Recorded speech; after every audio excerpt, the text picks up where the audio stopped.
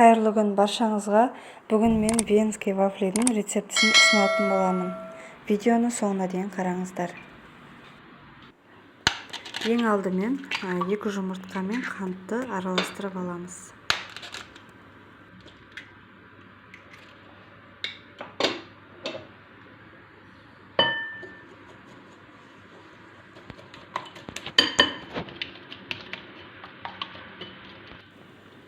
Одан соң үстіне ерітілген сары май құйып, тағы да жақсылап араластырамыз.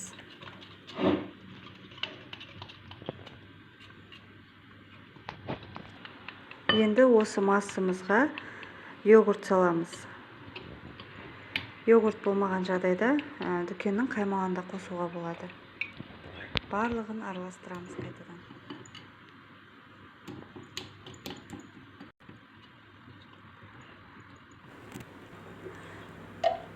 Пешті алдын ала қыздырып қоямыз. Соңында ұнымызға қосқышты салып, осының барлығын массамызға қосып, қайтадан араластырамыз.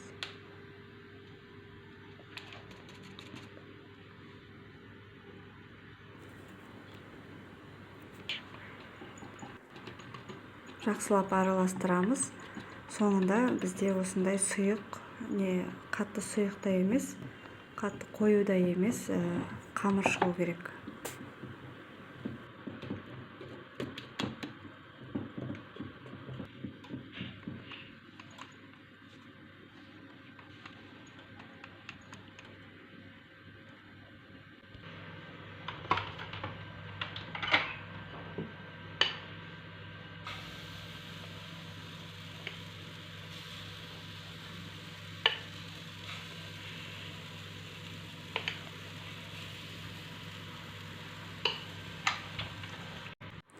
Шамамен 5-10 минут аралығында пісіп шығады. Әркімде ол әртүрлі болуы мүмкін, вафельницаның түріне байланысты. Мінекей қызара бастаған кезде вафлиді аламыз.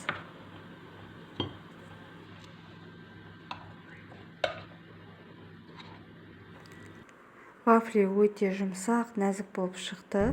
Міндетті түрде жасап көріңіздер.